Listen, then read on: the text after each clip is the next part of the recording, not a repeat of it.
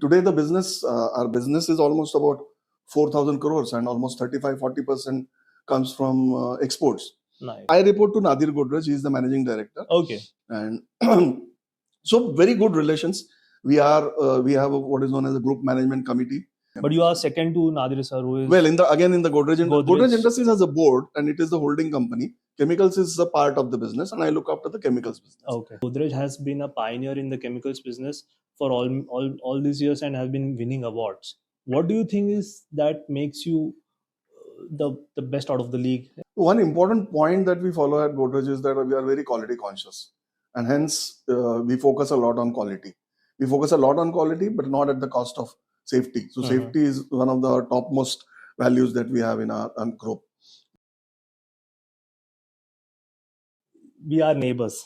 We stay in the same building. We have been there living with each other for like almost so many years, but I didn't know about your background. And Right.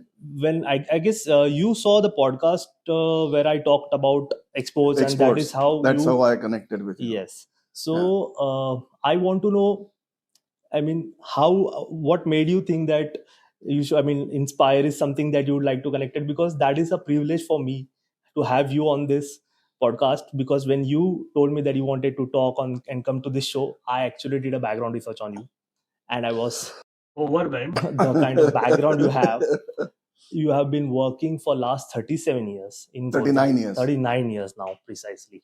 You started as a management trainee in Godrej, right, in 1985.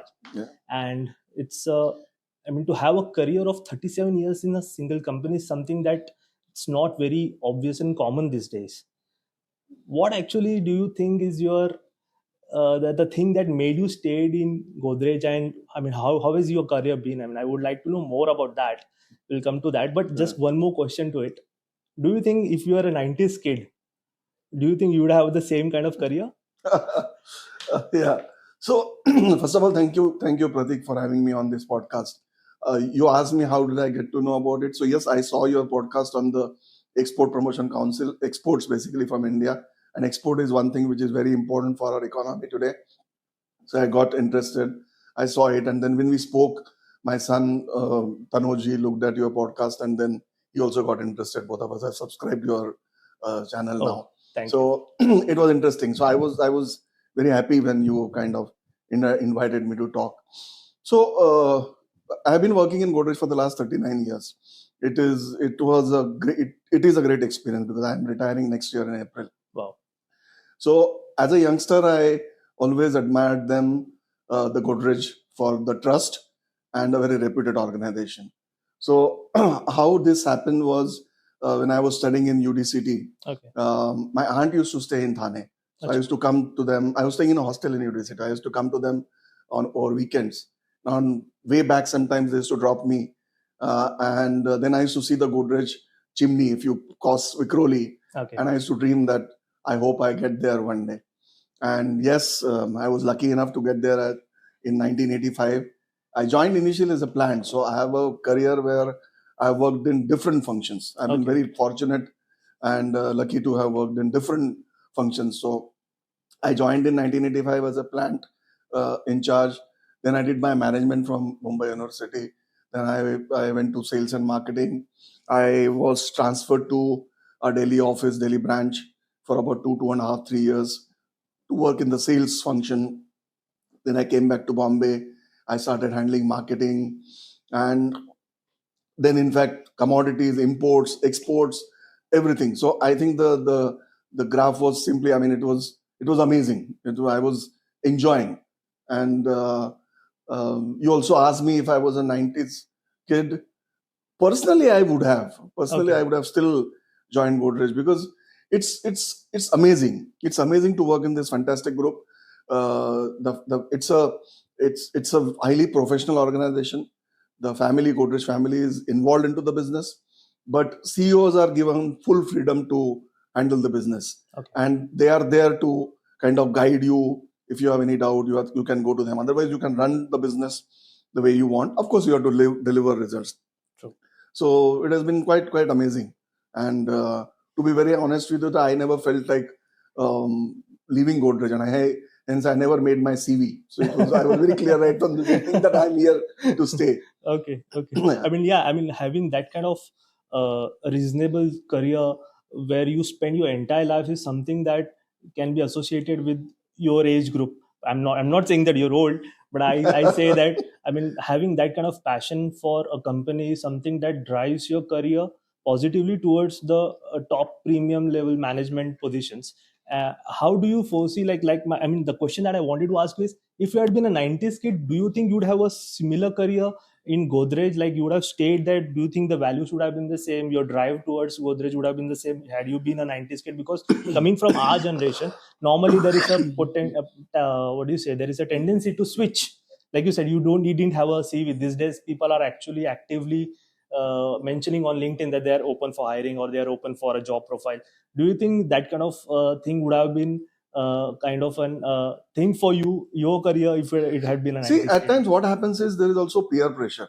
So Right. many times, your batchmates kind of they move kind of job. My own batch when I was in MMS, each of my friends have changed at least 3 or 4 jobs. So yes, that kind of little bit is there. But personally, I wouldn't have, because I got what I wanted. It was very, very important. In UDCT we had a professor called Professor M. Sharma. He's a Padma Shri, Okay. or I think Padma Bhushan, a great chemical engineer. He used to always say that don't lose your shirt as a chemical engineer. And I'm very happy that what I studied, I'm still doing it. So I studied my BTech in oils, fats, and waxes, and I'm into the oleochemicals and surfactants. So post your bachelor's, you did your management in the similar industry? No, management was in marketing. Marketing. Yeah, All it right. was from Wellington Institute that I did from 87 to 89, and then joined them as a management trainee again. Okay. So I've remained focused on that. The important point for me was that there was no need for me to change this, because one is that I was enjoying what I was doing, and I got to work in very, very different functions. So I started in manufacturing, I then moved to sales, then I moved to marketing, then I started handling exports. And exports was something which changed my life. So one is I got to travel to many countries. So far I've traveled to almost 39 countries. Wow. In the world. As many as your work experience. As many as my work experience. I didn't realize that. Yes. So for work, for exports, and it was amazing. It was simple, and get to learn what the export function is and how do you kind of interact with customer. There is a very different way of how you interact with the international customers. Sure. And the time difference is very, very important. So we are today exporting to almost 85 countries all over the world, starting from Far East to the Latin America. Okay. So sometimes you have to kind of work late. So there was a time when I used to come home and do a little bit of work, play with the kids, little bit. Most of the time I used to be on the phone and then start calling up customers. Okay. Or talk to them, and because time difference was very, very. True. So it was very, very interesting for me. So I never felt like kind of, if I was a 90s kid, whether I would have changed. I think the answer is still no. I would have still continued. I mean, great. I mean, I saw your profile, and when I checked your background, I mean, I was fascinated to know that you built a business in chemicals for Godrej from scratch. You're one of the pioneer leaders who introduced chemical business, and they are, like you said, you're exporting now to more than 85 countries. When was this? Was this the time when India got introduced to FDI and a lot of exports were, imports were coming in, or maybe the kind of development was happening in India? What period was this? So this export career started in 1995 to 1997. Preventively when India was just about to kind of, and to be very honest with you, initial days were difficult because the reputation of India was still, the horses and snakes. So suddenly you go and you start asking for export. So they were a bit reluctant. So I remember, I'll just share an experience with you, that there was a customer in Brazil. And the time difference between India and Sao Paulo, Brazil is about 8 hours. Okay. So I was to call him practically every week, that why don't you try our product? I had sent samples to him. I had taken some small quantity. And one day he got really irritated with me, and he asked for a price which was lower than our variable cost. That means we would have lost money. Okay. But as I mentioned to you, that I was fully empowered to take decision. So I told him, yes, I am taking your order. And he thought I was kidding, because that was not the price. Definitely, Okay. that was not the price. You're taking it. I was taking that as a risk, You're and at I a said, let risk. me just see. So I came back and I spoke to my boss. He was also very supportive. He said, well, you have taken a decision. Go ahead. Let's ship the container. We shipped the container. It took about 45, 60 days for it to reach. And the moment it's reached, we didn't have email those days. We used to work Okay. on fax Okay. machine. I have seen telexes also, by the way. So he sent a fax to me and he said, can you come to Brazil next week? So he was so kind of excited. And then he told me that, how did you accept it? I said, well, this was the order. So he liked my honesty, and he said, and then we started doing business.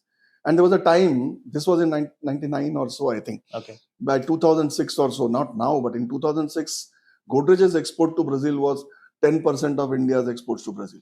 It was a huge, huge market for us. In chemical division. In chemicals division, basically only in the chemicals division. So it was quite interesting for us to kind of, and we don't have offices anywhere in the world.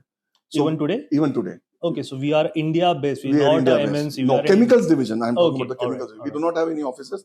We work with our customers. We work with our distributor, channel partners, etc. In a very transparent way.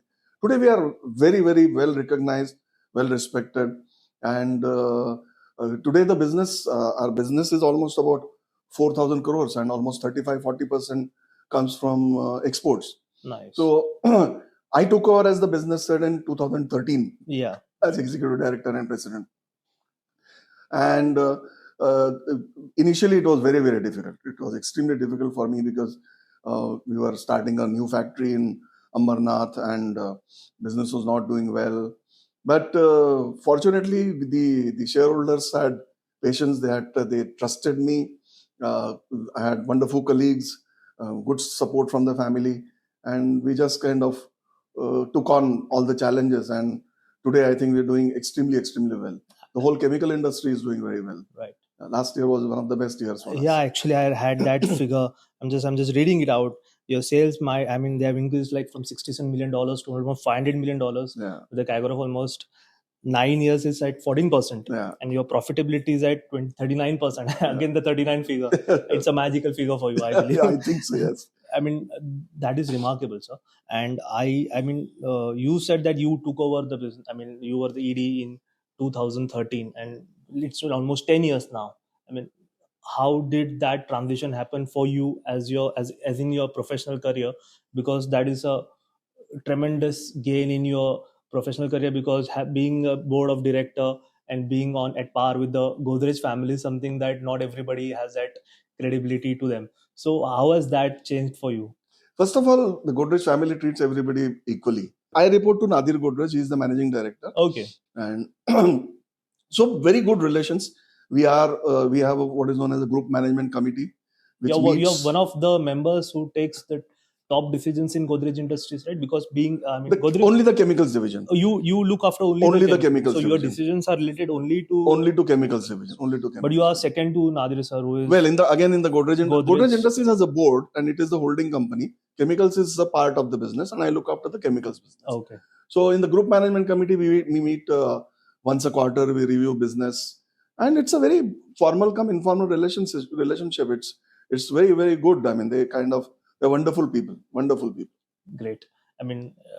Like I said, having such cordial relationship with Godrej family on a day-to-day, on a such close basis, something not everybody can dream of. And having that, and having you here is something that is very privileged to me, because, like I said, so we have been exposed to Godrej and Godrej products, Godrej like number one soap, and all this stuff has been there around us. But knowing the nitty-gritties behind what goes to make that product work, like Godrej number one soap, is that a part of Godrej Chemicals, or is it like Godrej Consumer? I will have to explain you the structure. So Godrej has about 4 or 5 listed companies. So Godrej Industries Limited is the holding company, and then it is Godrej Consumer Products Limited. So Godrej number one and other soaps and other FMCG products come under Godrej Consumer Products Limited. Then there is Godrej Agrovet Limited, that is into animal feed and poultry, etc. Then there is Godrej Properties Limited, which is into real estate. And all that. Real estate. No, interior is a part of Godrej Voice. Okay. So Godrej Properties Limited is into real estate. They build buildings. Right. Godrej One is one of the one of the most important buildings that we have. They have done that. And then there is Godrej Aztec, which is a part of Godrej Agrovet. Okay. I play no role in any of the other companies. Okay. Yeah. So the soap that you spoke about belongs to Godrej Consumer Products Limited. We don't supply any raw material to them. Okay. We supply some other raw material for other products. Okay. But for soap, they are on their own. Okay. Yeah. Okay. They have few factories in this. So Godrej Chemicals, how does it play? What kind of products does it do or maybe produce? Because just for our audience knowledge, like so Godrej Chemicals do. Sure. So Godrej Industries Limited, as I mentioned, my division is the chemicals division. We are into oleochemicals, surfactants, and derivatives.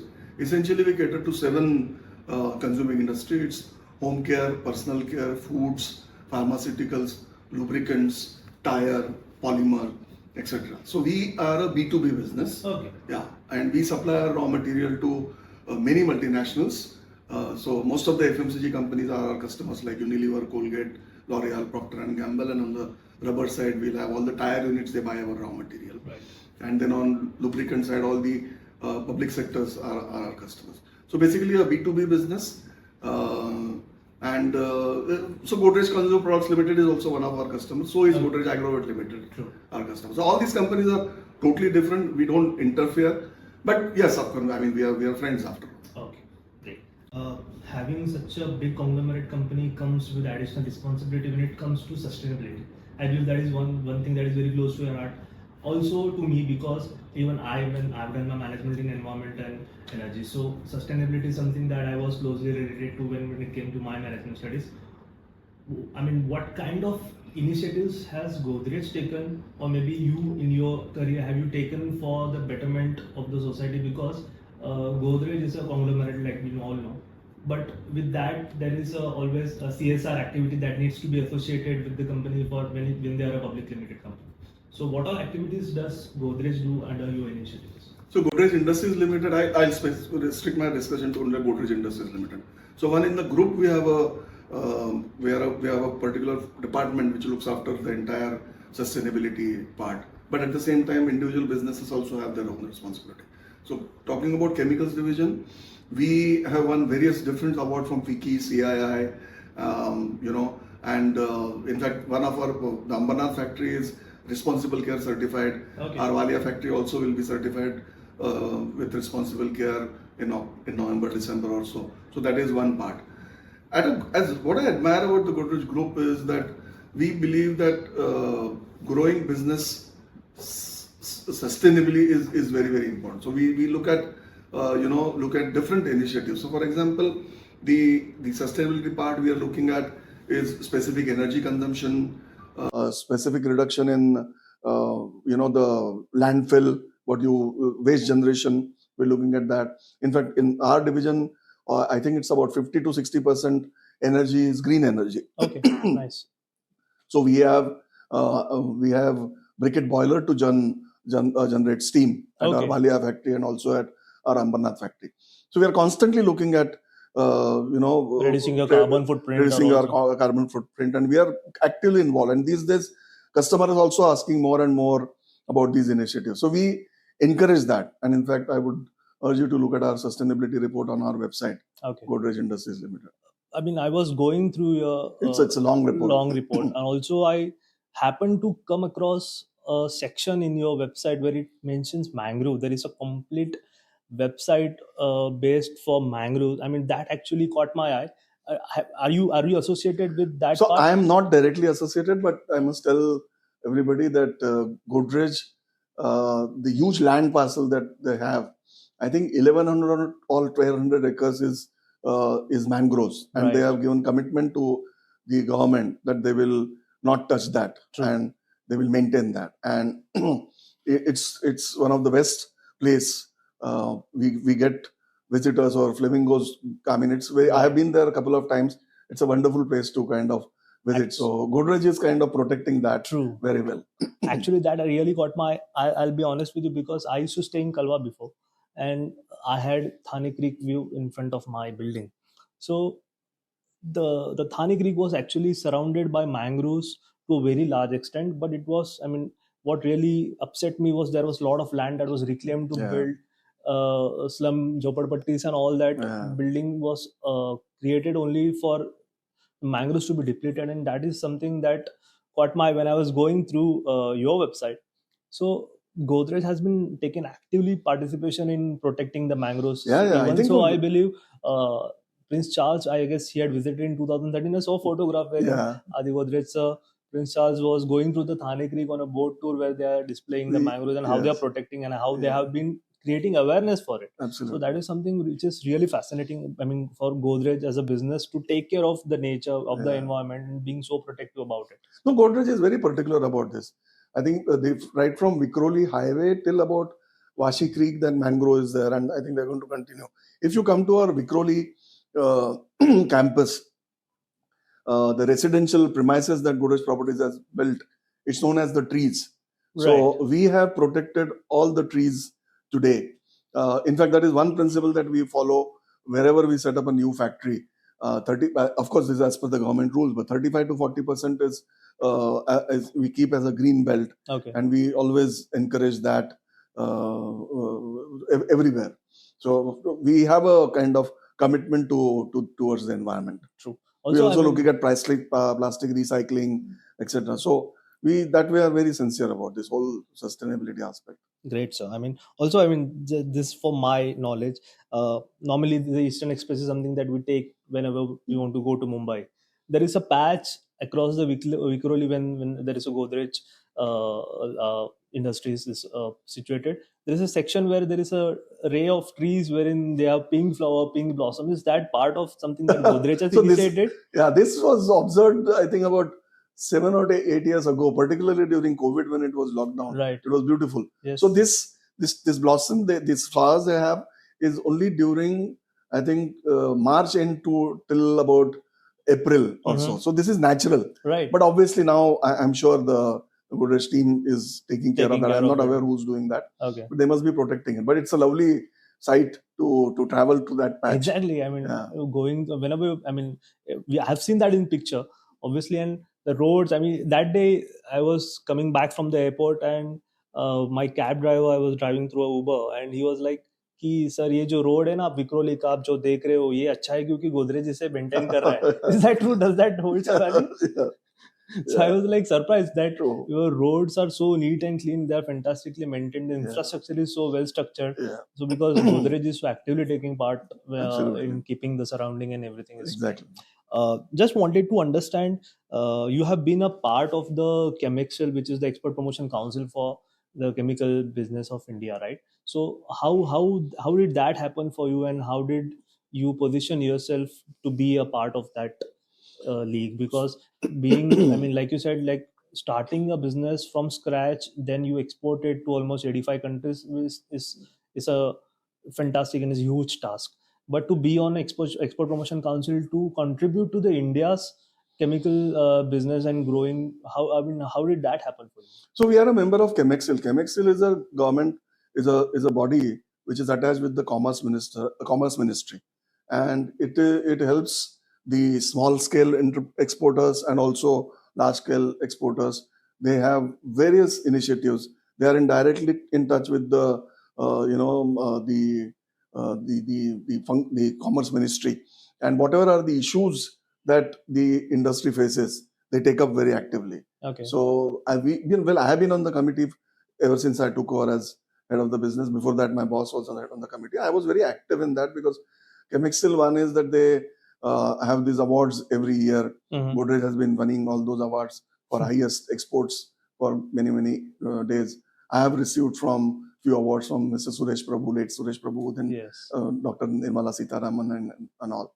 So it is very interesting because whatever issues you have in terms of policy or in terms of getting some benefits for exports, Chemexcel represents the case, and the government hears us. In fact, we have a committee of administration meeting every quarter, I think, wherein one very senior secretary from the commerce ministry attends, and then he goes and gives feedback to the commerce minister himself, and they kind of ensure. I think this government is committed to kind of reduce the fiscal deficit. They constantly give stimulus to increase our exports. Of course, they have to be WTO compliant also. Right. But I think the Export Promotion Council is a great place for kind of all the and there are different export promotion councils. Mhm. I'm Right. on Chemexil. There is pharmaceutical. There is Excel, other right. this. So it's very good, and I got associated, and then you have to take, because it's not a paid job. You have to Right. kind of It's a give kind of time. You have to time. give your, and industry experts like us.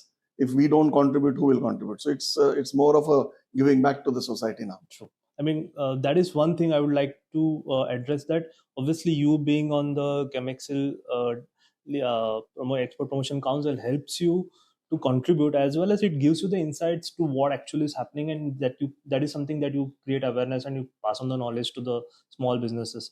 But you said that Godrej has been a pioneer in the chemicals business for all these years and have been winning awards. What do you think is that makes you the best out of the league? How is that innovation process kept you on a curve that is always on the exponential growth? One important point that we follow at Godrej is that we are very quality conscious, and hence we focus a lot on quality.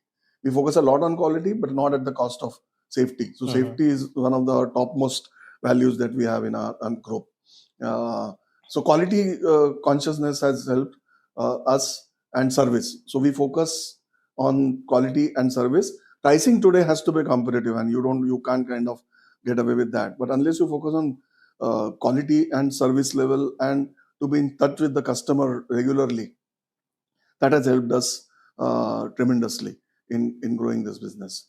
So I personally, in fact, as I mentioned to you, that I have grown from a sales level to this level today. So most of the customers and the distributors know me personally. So even today, if there is anything, they call. Mhm. So relationship in a B2B business is extremely important. Right. So that has kind of helped us in growing this business.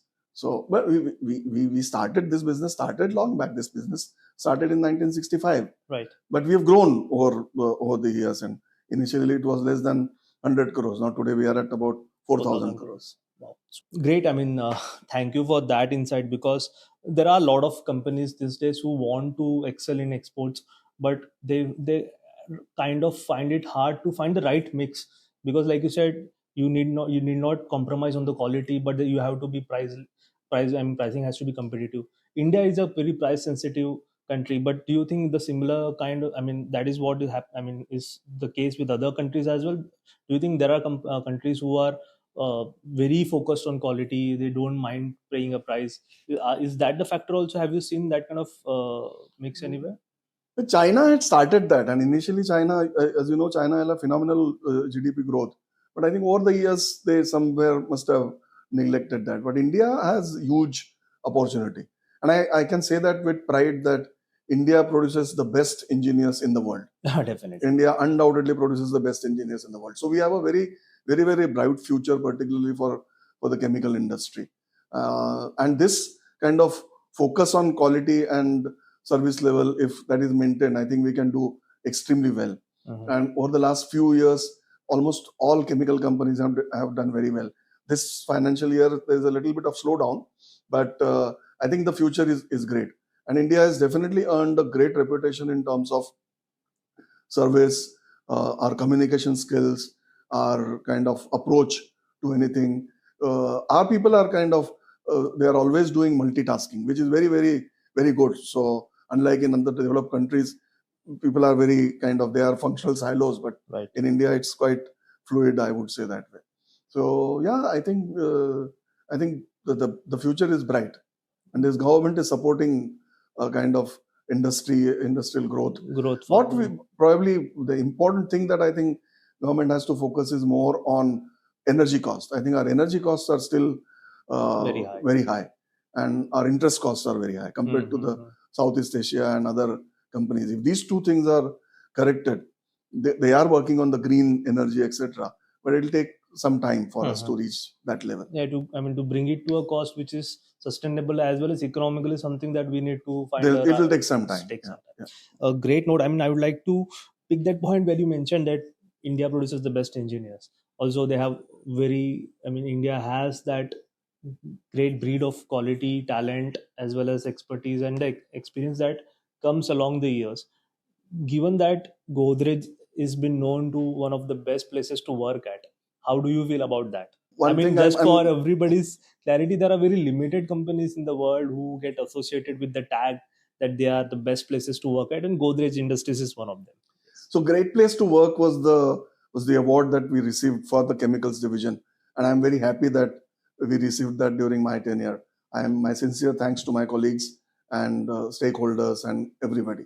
So it is indeed a great place to work, and I'll tell you why it is a great place to work. Because one is that we are very very fair and we treat each other with great respect. There is great collaboration. We are very fair in treatment to our people, and it's a very very good culture in terms of it's a friendly culture, though we also practice tough love in the sense What is that? tough love in the Okay. sense we love our employees, but if there is something wrong, then we can be very tough also. Okay. But generally we are very very kind of we have a great kind of relationship with our employees. During COVID time, I think we were the first one to start vaccination. After the vaccination started, vaccination for our employees, their families, their kind of mates, their drivers, etc., and that kind of received, and it was done across the country. Across the country. So we did that very well. In terms of some practices that we have, so in the chemicals division particularly, I follow this practice of different kind of communication. See, it's very important in any business to keep constantly communicating what you do. Mhm. If you communicate well, if you explain to them, people kind of appreciate.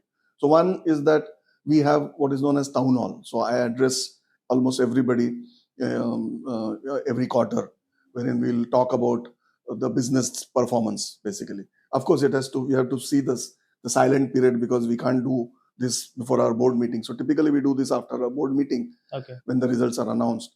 So we kind of talk to them about the business performance. We talk to them about what are our future plans.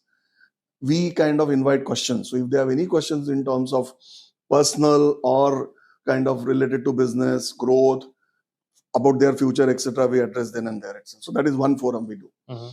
Second is we also have CEO Connect. So I meet each and every 700 employees in the company once a year. Wow. And so, of course, at a certain level, I meet one-on-one, but otherwise, it's on a group, So is 4 or that the 5 number people. that is under Basically your white leadership? collar. Basically white So collar. that is under your leadership. Total under number you. of people is about 800 odd. Okay. In that, white collar will be, I think, about 300, 350. So- So I try to meet each one of them. So up to a level, we meet one-on-one, and then beyond that, in the group. There also, we kind of tell them, you can ask me any questions. And only I meet along with our HR head. Okay. So basically, there is so they No. can be very transparent. And believe you me, I've been doing this for the last 10, 11 years. People with whom I have worked for more than 25 years, they also come up with newer ideas. Nice. So I remember, I still have this fresh because I just did that few months ago. And one person from the factory, he came and he spoke about some innovation which led to a huge saving in the factory in terms of cost. And I asked him, what happened?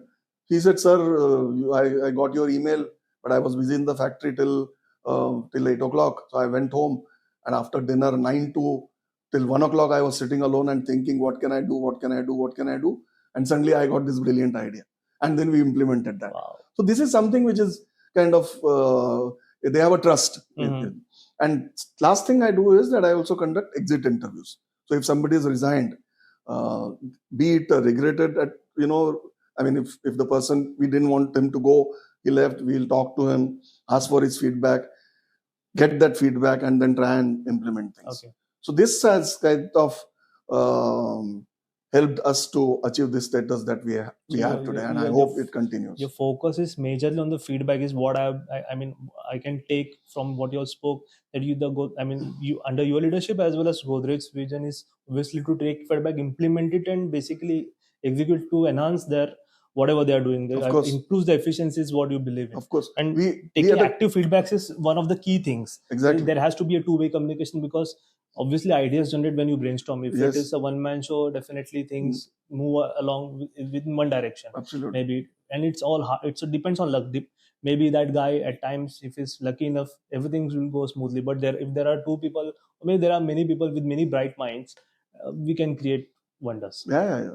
So we kind of encourage this. That is something which is very good. Most of the decisions we kind of take people views in terms of what do you think, and people kind of are very happy to kind of contribute and give their own suggestions, and that really helps us to keep going. Great. Uh, Actually, this thing actually is very cool. For a company of this size to take feedback from to take active participation to ensure that if their idea is good enough, it takes into fulfillment, and actually is executed. Wonders to that. So we have also, forgot to mention, we also have at a group level process which is known as 360-degree feedback. So it is done for all employees. Okay. So the employees are kind of asked to suggest from whom they would like to get a feedback. It's a system generated form wherein on the leadership profile they will ask how is the person in leading business, leading others, and leading self. There are various factors. Then we kind of get feedback on that, and also on some verbatim feedback as to what is he good at, what he should stop, or what he or she should continue. Okay. And then we get this feedback. We review it at all levels. Again, talk to the employee, give feedback to them, and this is a constant process. We are doing it practically once in 1.5 or 2 years. Okay. So this is very good at a group level that we are looking at that. Going ahead, you just mentioned in the start you are planning to retire next year, right? So, everybody has some kind of retirement plans. Either they want to start something of their own. You being working for a company, you have that tremendous experience. Is that no age is too young to start off something. Did that happen? Did you have some ideas that you want to start something of your, or do you have some other plans after retirement? So one is that the retirement in Godrej is very kind of firm. So it's like a mandatory retirement. Yeah. Okay. So at 60 you retire. Okay. So I just turned 60 on this 31st of July. So with some rule, so I am retiring in April next year. Okay. But my successor has already joined. Okay. Yeah. So we have this succession planning process, very strong succession planning process. At a senior level, we kind of engage outsiders to find us good people. So that is very, very good. And I'm happy. Frankly speaking, I genuinely believe that it's a good policy to have a retirement age. True. It's because then fresh thinking comes. Definitely. So when I took things have changed dramatically. My successor will change things dramatically, and there will be a lot of improvement. So that retirement policy is a very good policy, and it should happen. So they call it a second inning. So I am looking forward for my second inning now. Okay. I am not planning to work. That's definitely not on the card. I have worked enough. I think 39, 40 years is a long enough this thing. But at the same time, 60 is not a very old age. It's still a number. No age is old. It's still a number. So no, I'm not going to do anything. Maybe I'll look at some assignments on consulting. If invited to join some boards as independent directors, I'll be happy to look at that, looking at the experience that I have had. So, and also I would like to, if possible, work with some young entrepreneurs or startups in my field. I don't think I will kind of go out of my expertise area. And on some general management. So interaction with customers, since I have handled international sales for a very, very long time. Okay. There are ways of handling or talking to the customers, talking on the phone with the customers. So maybe I can impart that knowledge. So basically it will be a knowledge sharing and giving it back to the society. And I have to keep myself busy. So maybe some recreation, but some kind of consulting will be useful. Yeah, because post-retirement, having a lifestyle for almost 40 years, which is very focused on work, day and night, you look after clients, you talk to people, and again, there is a big void after retirement. And people actually, even my father, when he retired, he was like pretty lost. What actually should I be doing? And then he thought, like, why not do something of his own? He keeps himself busy. Now he's investing into share markets and something like that keeps him busy, and that is what everybody should do post-retirement. Exactly. You should not have an idle mind. So, you do you plan to, like you said, you want to work with any young entrepreneurs? What exactly would be, what kind of companies would you be interested to work with, or maybe be a part as an advisor? Because our channel Inspire has young minds as an audience, because this channel hosts as a platform for young people so that they understand what kind of career options are there.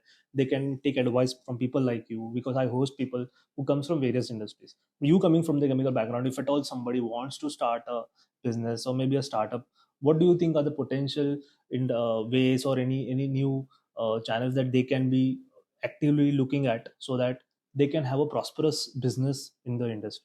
So chemicals is a good line, as I mentioned to you, that India has a great future, because as I mentioned to you, the India produces the best of the engineers in the world.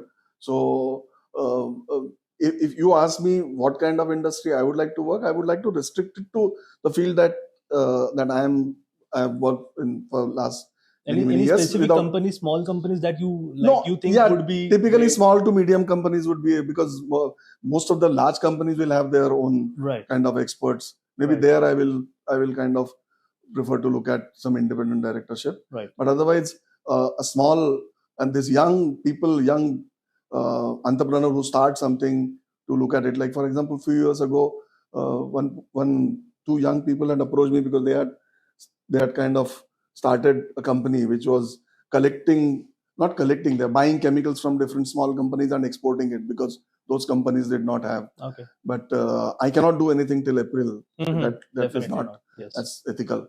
I'll do it post that. So something like that, and some advisory position in terms of, there's huge potential to work on working capital and effective finance management, etc., etc. Developing sales Hmm. and distribution network, some good manufacturing practices that I have learned over a period of time. I think that would be of interest to me to work on. Great.